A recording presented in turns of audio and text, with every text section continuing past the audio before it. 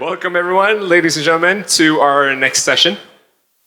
Crossing Borders, Driving Innovation, US-Sweden Partnerships for Smarter Mobility.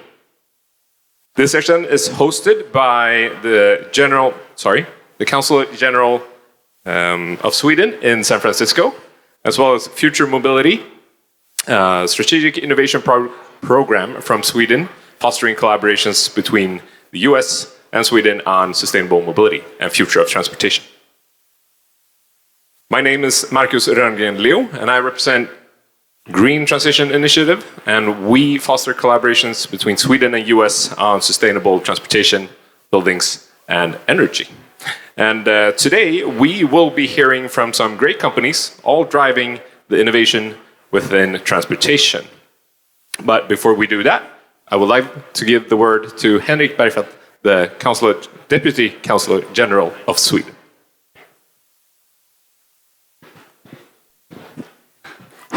Thank you, Marcus, for the introduction. It's a pleasure to be here at Commotion introducing this Swedish panel where we will highlight Sweden's role in shaping the future of mobility. So my name is Henrik Bergfeldt. I'm the Deputy Consul General at our Swedish Consulate General up in San Francisco. If there's one takeaway I hope you will remember from this session, it's this. Swedish breakthrough solutions in electrification, automation and sustainable transport are shaping the future of mobility. You will soon hear from some of the trailblazing Swedish companies that will prove that this is true. I'm a career diplomat, so I'm not going to go into that. What I wanted to do here was to highlight some facts about Sweden and where we come from as a background. Sweden might be a small country, just over 10 million people, about the size of North Carolina, but we are deeply global in our outlook. Given our size, we have always relied on foreign trade and international cooperation to create growth and prosperity. Exports account for about half of Sweden's GDP, and Sweden is one of the world's most internationally integrated economies. Exporting and importing goods and services has enabled Swedish business sector to grow far beyond the country's borders and access global markets. The United States is Sweden's most important export partner outside Europe, and Sweden is the 9th largest foreign investor in the United States, the 9th in real terms. Over 400,000 American jobs across all 50 states are supported by Swedish-owned companies. Ericsson, Electrolux, Skanska, IKEA, H&M, Volvo, Spotify, Securitas, AstraZeneca, Saab and ABB are only a few of the Swedish companies with a large footprint in the United States. Sweden is also proud to be a global leader in climate action and sustainability. Sweden, including many Swedish companies, sees the transition to clean energy systems and low-carbon society as an opportunity for economic growth, job creation and societal benefits. Sweden was one of the first countries to put a price on carbon, and we have shown that it's possible to reduce emissions while growing the economy. Since the 1990s, Sweden's GDP has grown by 86%, while emissions have dropped by 33%. I would also like to highlight Sweden as an innovative leader. Sweden's innovative spirit builds on a long tradition of groundbreaking inventions. Anders Celsius thermometer, Alfred Nobel's dynamite, the safety match, the 3-point seatbelt, the medical ultrasound, the pacemaker, the modern zipper, the ball bearing, and the adjustable wrench are just a few of the Swedish innovations that have shaped the modern world.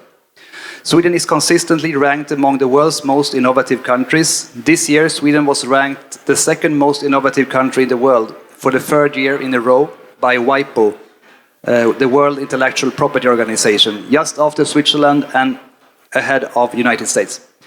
Today, Sweden continues to punch far above its weight. Stockholm ranks second only to Silicon Valley in the number of unicorns per capita, earning the nickname the Unicorn Factory.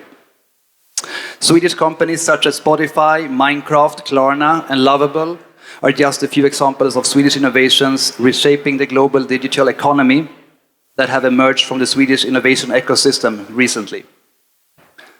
Lastly, no conversation about Sweden at Commotion would be complete without highlighting our role as a global leader in sustainable transportation and mobility. Sweden has long been at the forefront of heavy transport with world-class companies like Volvo Group and Scania. These industry giants, once known primarily for industrial muscle and engineering precision, have undergone a remarkable transformation. Today, they are leading the transition to electrified, automated, and climate-smart transport system. And they are not doing it alone. On the passenger car side, Volvo Cars and Polestar represent similar transitions into a new world where electrification has become a top priority. Sweden's innovation ecosystem is fueling a new generation of mobility pioneers, from Einride, revolutionizing freight with autonomous electric trucks, to Candela, whose electric hydrofoil boats dramatically cut energy use and emissions while gliding silently across the water. The companies that you will meet today, including U-City, Candela, Seeker, and Volvo Group, represent the full spectrum of the Swedish mobility innovation. Together, they cover air, land, sea, and the digital layers that tie it all together. So to sum up, Sweden is a global connected country, a climate leader, a hub of innovation, and a trusted partner in building the future of sustainable mobility. As California prepares for historic events like the 2026 FIFA World Cup and the 2028 Olympic Games, with major infrastructure investments on the horizon, I encourage you to consider Sweden and Swedish companies as partners of choice. We are ready to deliver world-class, future-proof solutions that match California's ambitions. Thank you for your attention. I look forward to the conversation ahead. Great. Thank you so much, Henrik. Well, okay, now you got a good baseline of how great Sweden is and some of our great innovations and what we're offering, well, of course, all of you, but also the great city of Los Angeles for the Olympics. And some of the great companies that we have with us are, of course, potential providers. So, with that said, sorry. I guess that it's jump ahead. And we have U-City actually being the first company to present their smart city solution. Hello, my name is Peter Hoffman, and I'm going to show 3 projects here today. And I'm a landscape architect, so I'm a very creative person. That's why I have this long hair like this. So the first project is the Science Museum in Stockholm, and it's about a carbon neutral city. So it was these companies that were invited to the museum to represent and how you can make a carbon neutral city. And we did kind of the plan and the simulation for the city. So it's an imaginary city. I'm going to play some film here. Hopefully. Movement. Cities that move with people. From simulation to experience, urban movement as shared reality. Autonomous mobility, planned by pedestrian patterns. Sustainable flow, where biking, walking, and autonomy coexist. A city seen through movement and rhythm, where people, streets, and time shape each other. So what's important with this project is that it's for kids. And if you want to do a project, think about that it should fit for kids. And kids is very good to understand how this digital world works, because this is made in a game engine, and they understand how to play a game. And they can jump on a bike or a car or self-driving vehicles and test them out in this kind of sandbox environment. So the next project is in Finland, in Tampere, and it's a project there where they wanted us to communicate with the citizen, and especially the small business owners. And small business owners is often a kind of area you forget about. You talk about the city and the citizens, but the small business owners are very important in the city life. So we made this kind of interactive app where they could design their environment and see how the project worked, and AI assistant. So this is the next film. Scan your surroundings. Turn the real city into a live 3D canvas. Place urban objects, benches, trees, sculptures, or textures directly on site. Resize, rotate, and move. Experiment with how public spaces feel.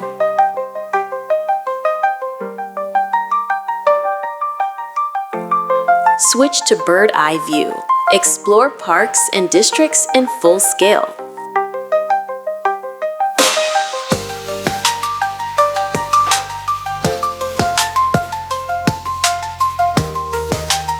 So, how do you work as assistant here in Tampere?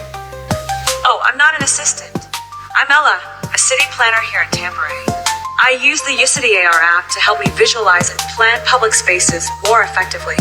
It's really changing how we approach urban development. How do you think using app like this would change the communication between the citizens and the municipality? That's where the real magic happens. This app creates a shared visual language. Instead of abstract plans, citizens can see exactly what we're proposing right in their own neighborhood. It makes feedback loops much faster and more inclusive because everyone can point to something on the screen and say, yes, that works. Or no, what if we moved it here? It truly bridges the gap between the city and its people.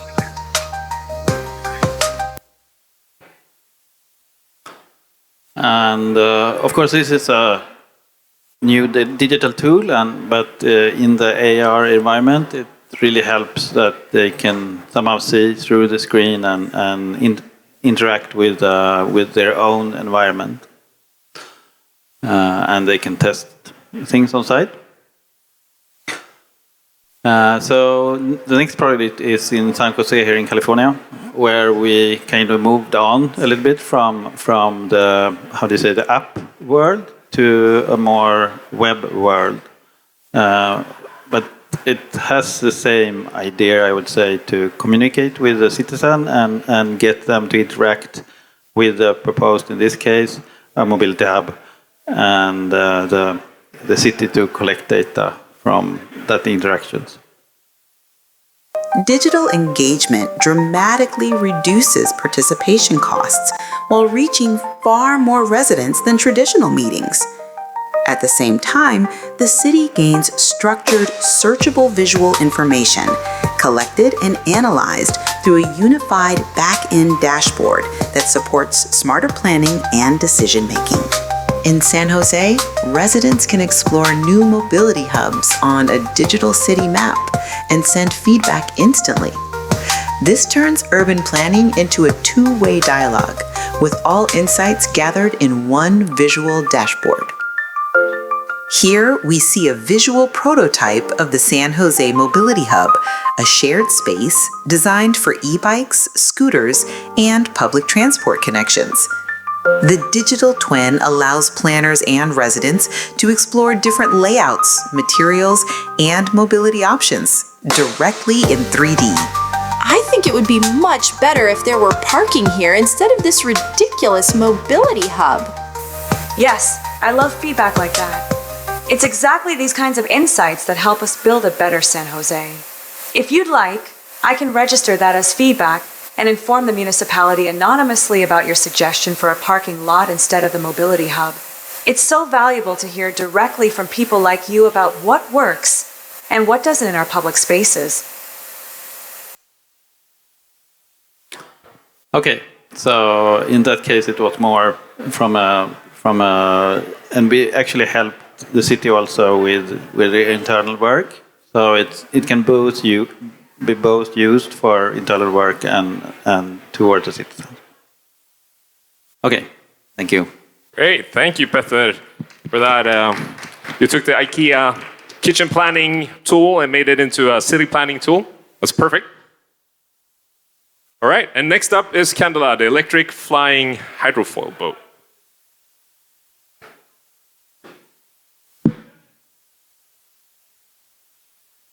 Cool. Okay, I'm Tord Ringenhall from Candela. I'm coming out of Stockholm in Sweden, and I will be talking about our public transport vessel that is fully electric, battery electric vessel that are using hydrofoils to lift up the hull from the water surface and cut any consumption quite dramatically. On this first video I'm showing it going in a bit of choppy waters. It's about this height of the waves, so it's still a bit of a protected water we're in, but some waters as well. And as you can see, the ride is kind of stable.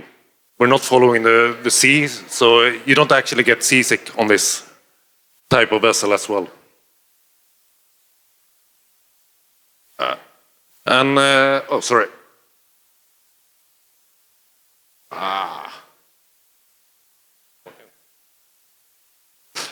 So to explain a bit of the physics behind, I'm using this comparison. Two similar size vessels, both roughly 12 meters, 40 feet, and a capacity of 30 passengers, going side by side in roughly 25 knots. And what I want you to look at is the amount of water we're pushing versus the traditional ferry. This is kind of the secret sauce on why we can go electric, why we can have a bit of range, and why we can have some speed. We're not moving water, we're moving the vehicle forward. So that trick can reduce the energy consumption with up to 90%. So this means we can make it electric. We can actually use batteries on board and we can get a bit of range of that. So the range is roughly 40 nautical miles with the 30 passengers on board. And a bit of the technology. I mentioned we're using wings underneath. We're using active wings. So it's kind of like an airplane. With the forward wings, we're controlling the roll of the vessel. And with the aft wings, we're controlling the pitch. And then we also developed our own electric propulsion system because we couldn't really find anything that was suitable for our type of solution. So it's a fully submerged electric motor. It's actually 4 motors in total on this one that is using the water as coolant. So that means the motor is dry. We don't even have oil on board. We don't have any fuel or anything. We only have batteries and the electric drive. And of course, we are more similar to an aeroplane than a normal boat. So we use a flight controller to control the flight, to control the takeoff and the landing and how we're turning the vessel through the water. And we have an idea of doing serial production. So this is from our factory that is in Stockholm. The picture is from last week, where you see a row of 10 vessels in production. The one furthest from the camera is due to be delivered within the coming months. And the first delivery will go to Neom City in Saudi Arabia. And then the closest ones are destined to go to Mumbai in India. So as Henrik mentioned, we are going global directly. And it's I think it's a beautiful picture of our factory. We have proven our technology in a collaboration with the city of Stockholm. So in a project together with the city of Stockholm and the region of Stockholm and a few other partners, we've been operating in parallel with the existing ferry lines. So it's our small vessel next to Lux. So our vessel is called Nova, and Lux is next to it. Lux is a 200-passenger diesel ferry. And what we have done so far We've been operating in this pilot project, done 650 departures, transported 12,500 passengers, and we have had an occupancy of roughly 80%. The occupancy on Lux and the other ferries, looking over the last 10,000 departures, have been 19%, 19. So we believe there is something off in how the ferry routes are designed, at least in Stockholm. They are designed for the peak hours, and meaning we're traveling around with a very big and a very fuel-guzzling, energy-consuming vehicle. So our belief is you should go smaller, having a capacity in numbers, like with buses. You don't come showing up with a bus that takes 500 passengers, normally. So using the same idea on the waterways. And some of the energy or the performance figures, comparing these two vessels next to each other. And here we're comparing per passenger we actually transported. So we see that we are reducing the energy consumption by 66% per passenger. Keeping in mind that the other one is a big one, and so they often talk about the energy of scale in that one. And driving on electricity, of course Sweden has quite clean energy, but we're cutting the CO2 with 94%. And we don't have any combustion, so no particles, no NOx, no SOx or anything, so it's no local emissions at all on this solution. And yes, ending with that, if you scan the QR code, you can get to our webpage, and you can find my contact details if you want to have any discussions after this. Thank you. Great. Thank you so much, Tord. So now you know if you want to fly over the water and maybe have an experience of transportation during the Olympics, please come talk to Tord. All right. Next we have Seeker. All right. Thank you. So my name is Johan Torin. I'm from Seeker Technology Europe in Gothenburg. So Gothenburg is basically the autonomous automotive cluster of Sweden. And you could say autonomous as well nowadays. I am head of business partnerships at Seeker Technology. Been at the company for 8 years, even before I was Seeker. And today I will be talking about autonomous vehicles, which is my complete focus area. And even more specific, purpose-built autonomous vehicles. So this is the track record of Seeker Technology Europe. We were started in 2013 as SEVT at the time. It's a Geely company.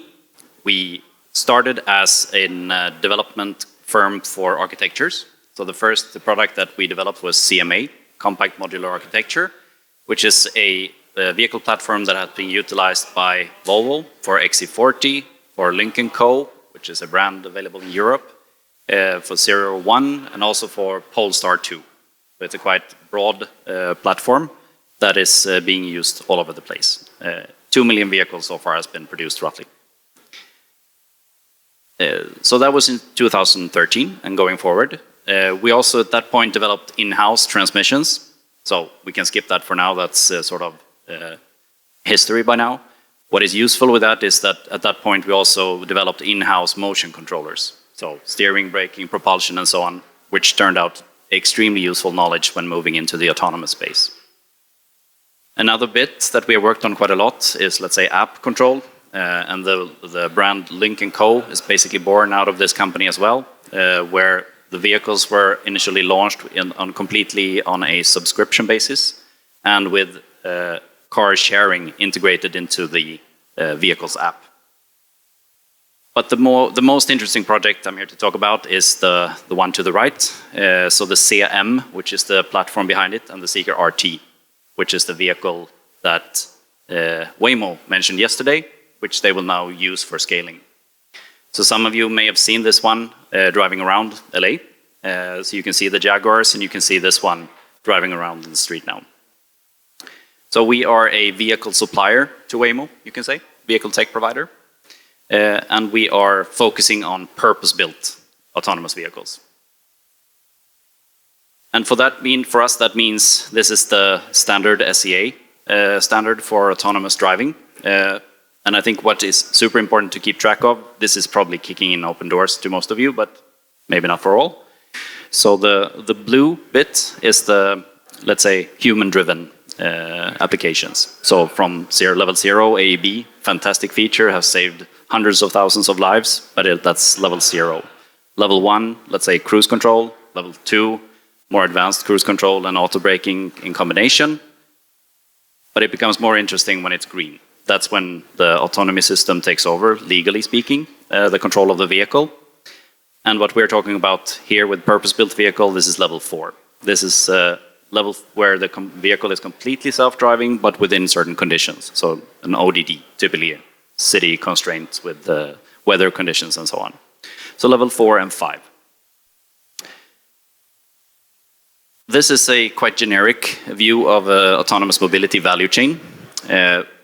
So in this view, we are a Seeker is a vehicle tech provider up to the left. You have to have also an ADS provider. In the Waymo case, this comes from Waymo. And the reason why I'm showing you this is that this view is actually 5 years old. So this is what we mapped when we started this program. So normally when you design a car, you start from which are the targets we need to have, what's the target price point, and then off you go, and then you deliver it. This kind of vehicle is completely different. So it's not a consumer vehicle at all. It's 100% business to business and a fleet operated one. And we realized that it also contains a lot of new use cases. So we had to start completely on the right-hand side instead and focus on the rider and see what will the actual riders use the vehicle for and design it for them.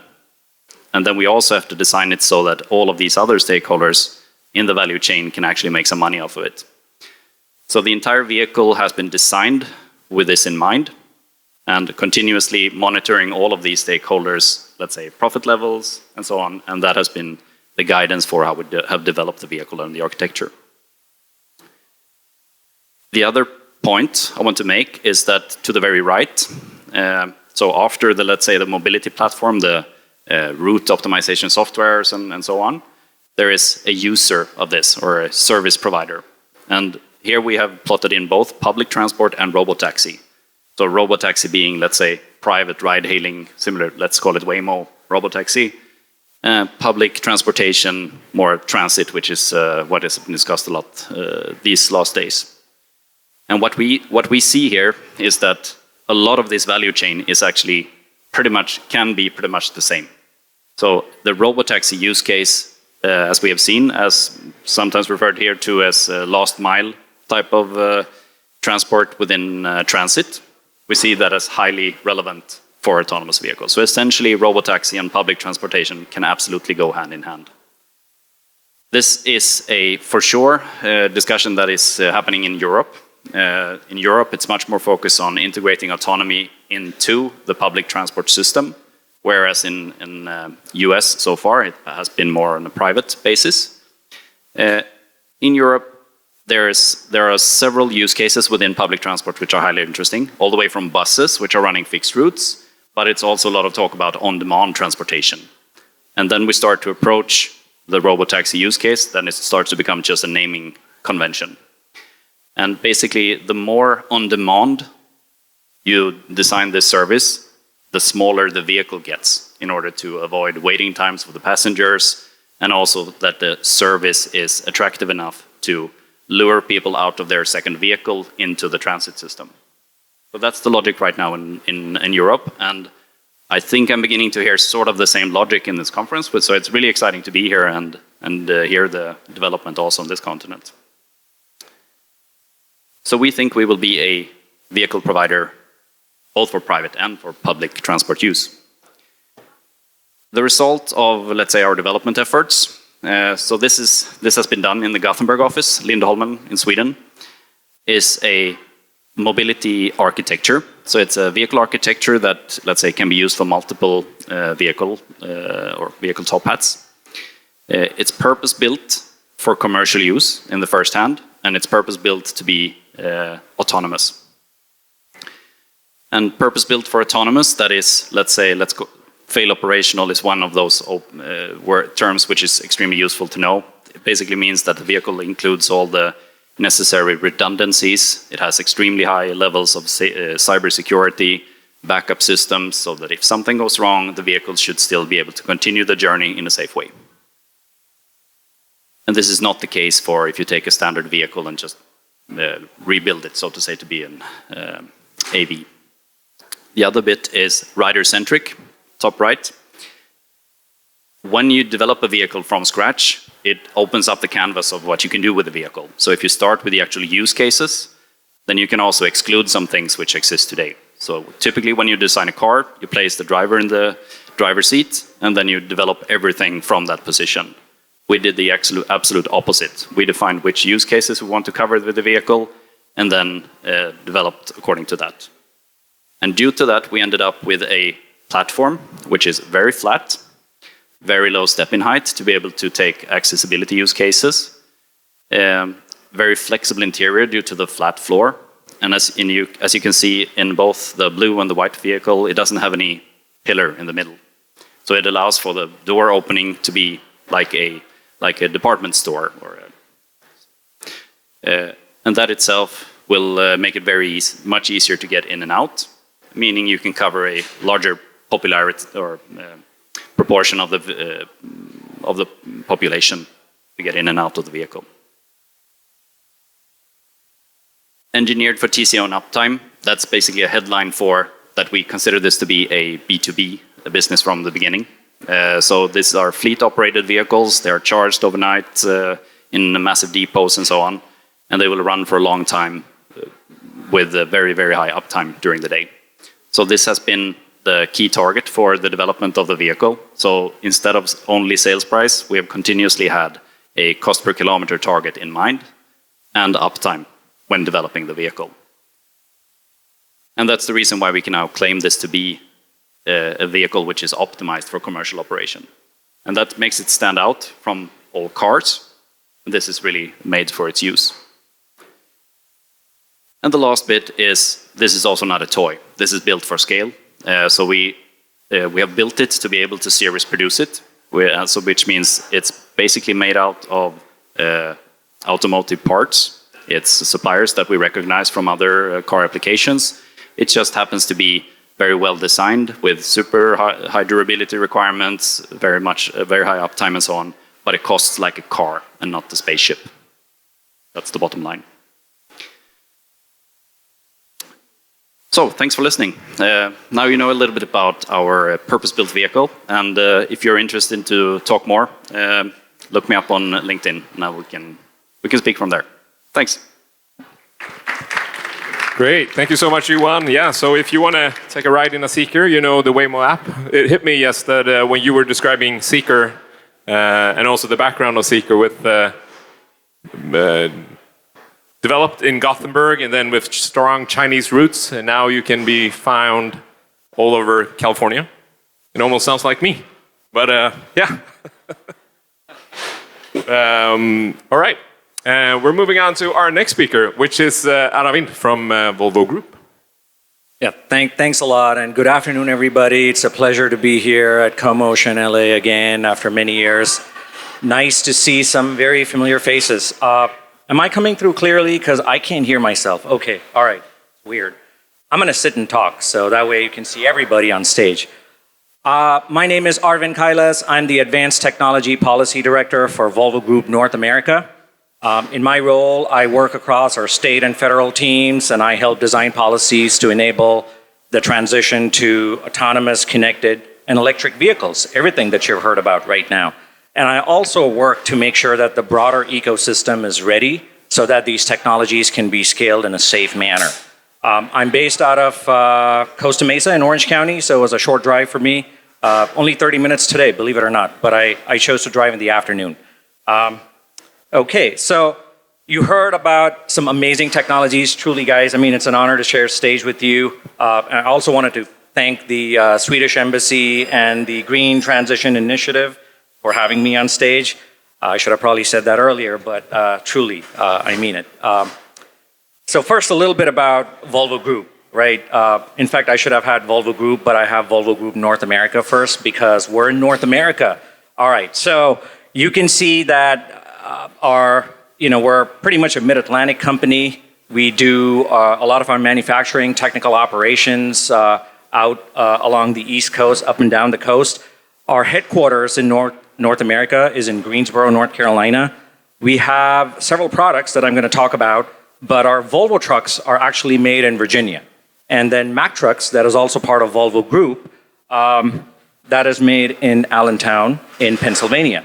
And then we also do some manufacturing in other parts. As you can see, there's some part of Volvo Penta and Volvo construction equipment that is also manufactured and assembled here in the US and North America. But as a company, we make medium and heavy duty vehicles, transit and coach buses, construction equipment, and power solutions for industrial and commercial sectors. So over there to the left bottom, you will see the different brands, the different North American brands, Volvo Trucks, Mack Trucks, Nova Transit Bus, Prevost Coach Bus. We also have the Volvo construction equipment that is represented by the Volvo trademark. And then we have the power solutions that is under the Volvo Penta brand. Last year, we acquired Proterra, the battery side of their business. So they're manufacturing out of South Carolina, as some of you might know, and they're also part of Volvo Group North America. Okay, Mother Volvo lives in Sweden, and no surprises, headquartered in Gothenburg, and it's a very famous company now. We play in about 180 countries. We manufacture in about 20 countries now. So there's a lot of stuff that is happening all around the world. I will say that as a company, we are a group of products, group of brands, very diverse technologies and products. And that, on that slide, you can kind of see a snapshot of the different brands, JVs, and ventures that we have spun off in recent years. All right, so Volvo Group, every time I talk to somebody, Volvo Group is synonymous with safety, right? Sustainability is another core value of Volvo Group. And I think I was asked to talk a little bit about our electrification and sustainability initiatives just to complement and round out this panel. I am proud to say that Volvo Group continues to aim for achieving near zero value chain emissions during the next part of the decade. We continue to make progress despite massive shifts in our federal policy, especially here in the US, in terms of our electrification journey. I mean, we have made these commitments. We have recognized that the pace may certainly flex, but we're continuing to make progress. This is what I call our North American electromobility family portrait. And I am proud to say that we're doing some amazing things here in the US and in North America. So top row, left to right, that's our Volvo VNR electric product. Comes in 5 different configurations. That's an all battery electric Class 8 truck. So 33,000 pounds all the way to 82,000 pounds with a 2,000 pound exemption for battery electric vehicles. Next up is the Mack LR Electric. That's a Class 8 refuse truck, all electric.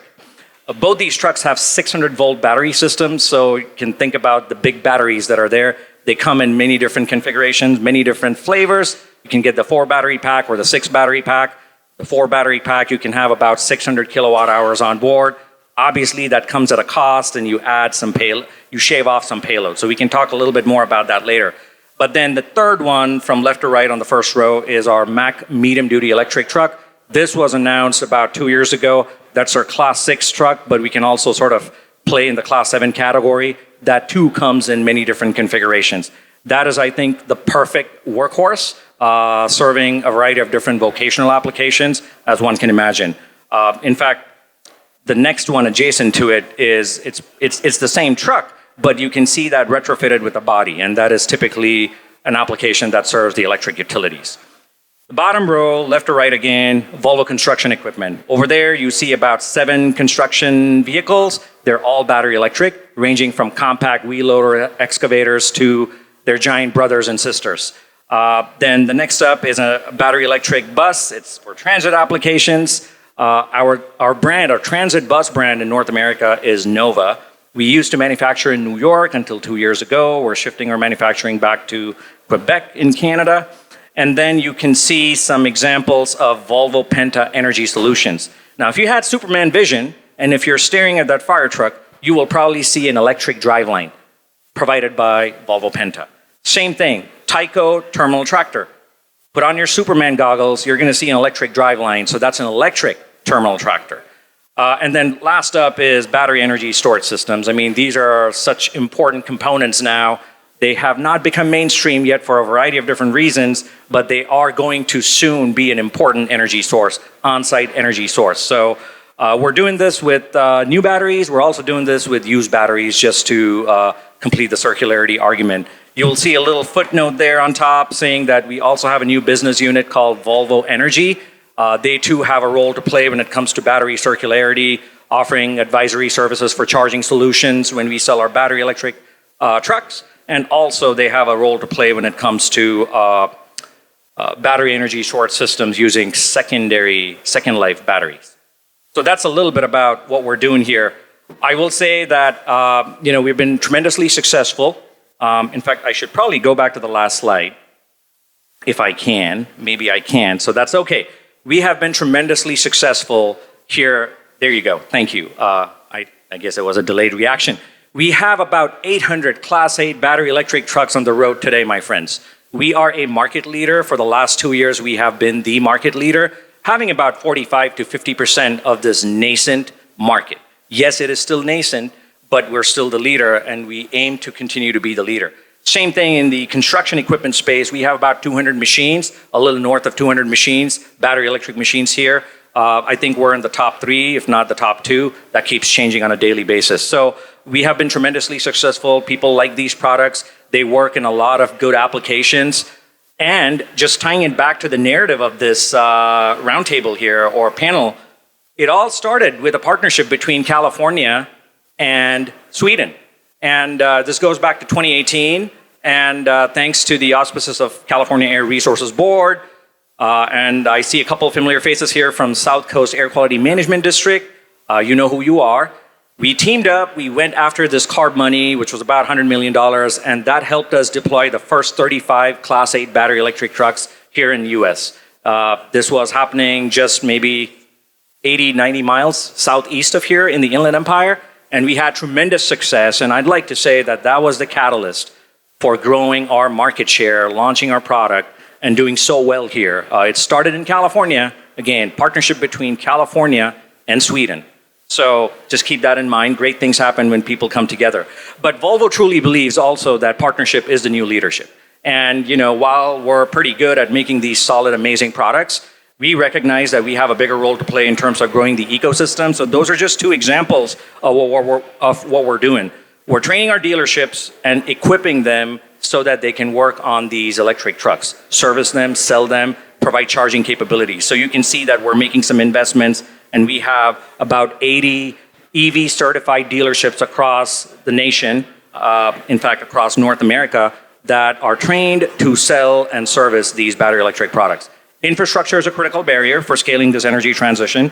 Therefore, we kind of started taking a major role when it comes to advancing policies and regulations as far as zero-emission vehicle infrastructure is concerned. So we stood up this national coalition now, and you can see those bunch of logos.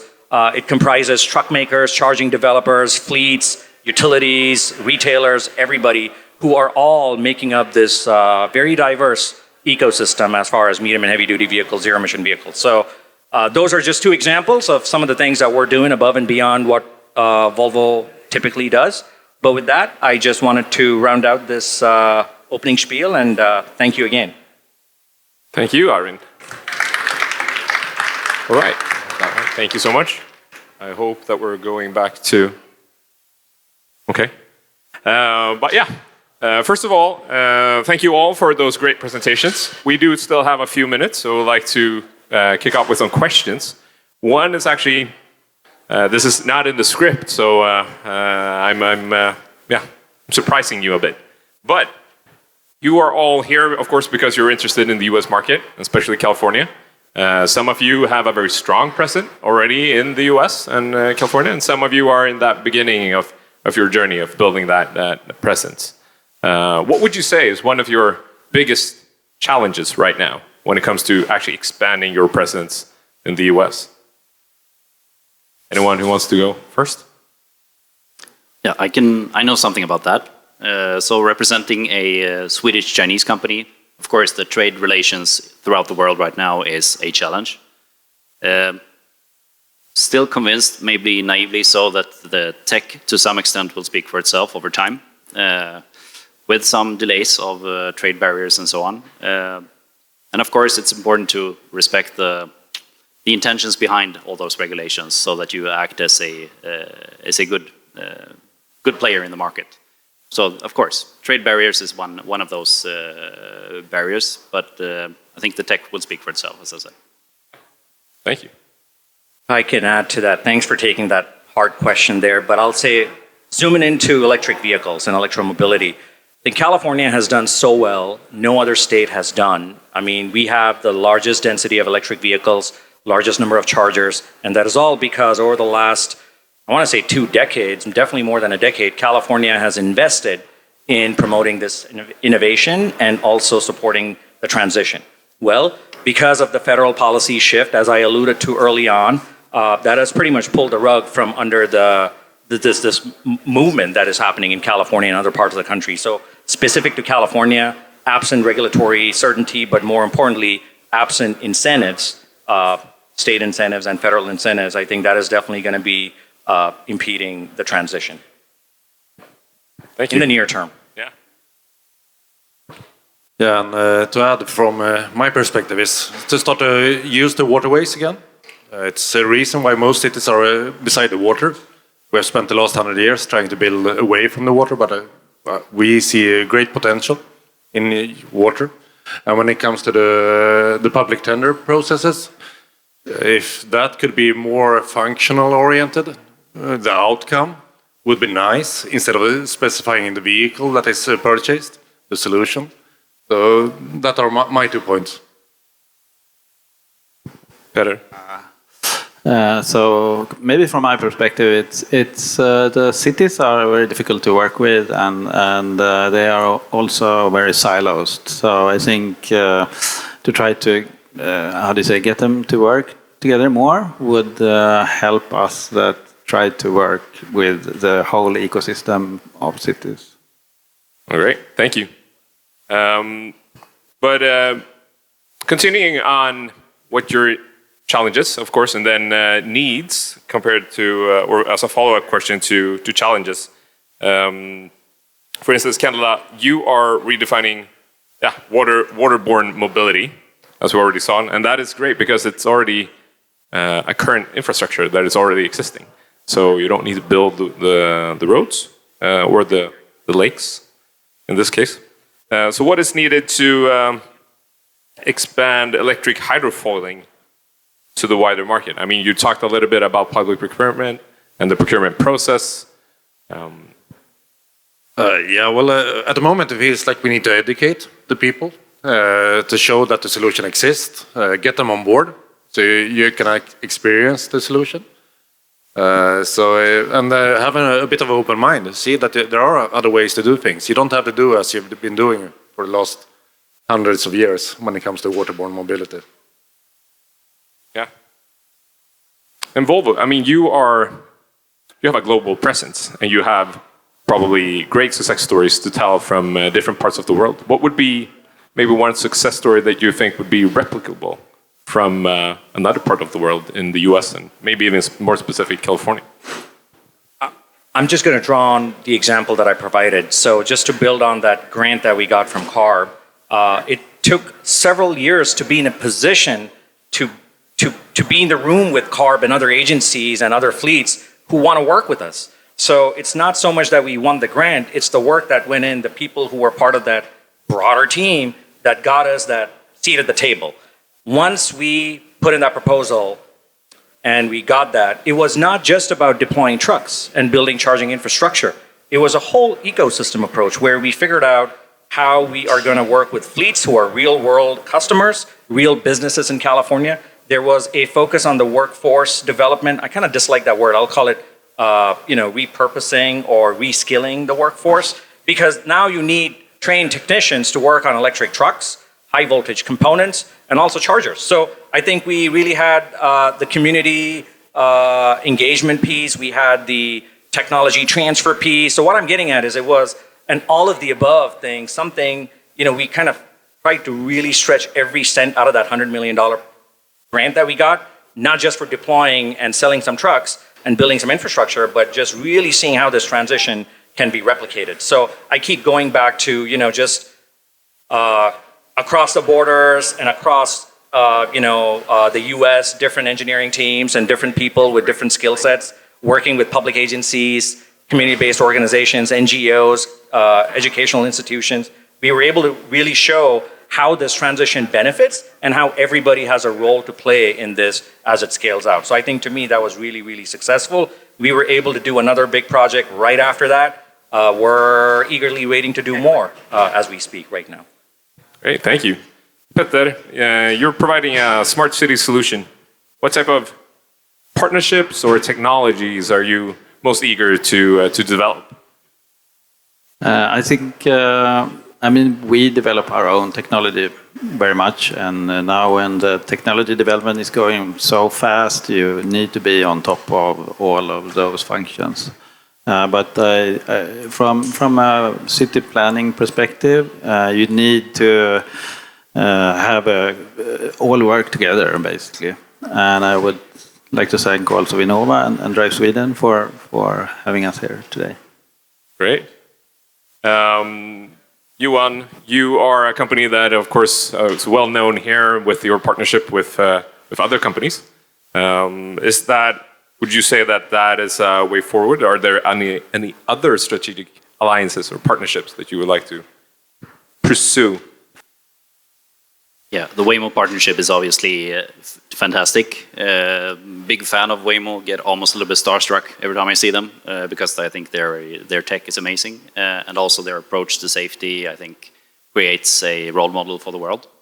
But of course, we're a tech provider, vehicle tech provider, and we are, let's say, quite enthusiastic about using our technology to enable scaling of autonomous mobility across the world. So we are forming collaborations all over the place. That value chain basically means that it's not only the tech which is necessary. There are so many actors within that value chain that needs to learn new things, take on new tasks. There are new companies that will be formed and so on. So forming partnerships here means to build large coalitions of many new actors. So I'm forming all kinds of partnerships to make that happen. Just a follow-up question on that. I mean, now Waymo, they're not a car manufacturer, but they provide the driver. How long time do you think it would take before the OEMs start producing their own drivers as well? Yeah, to some extent, it's happening today. I'm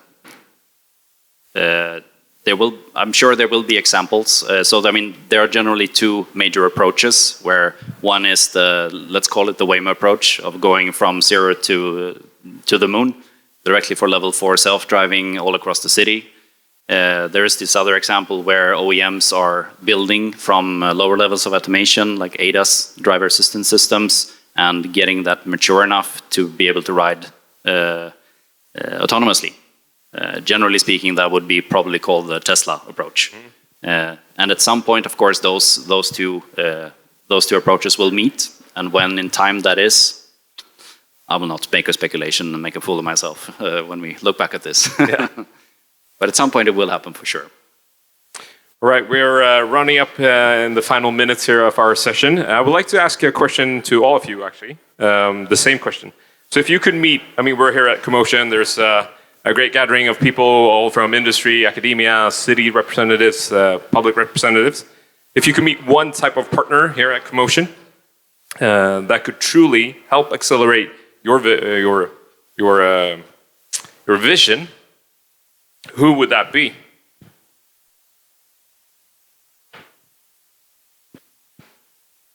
It's a tricky question, obviously.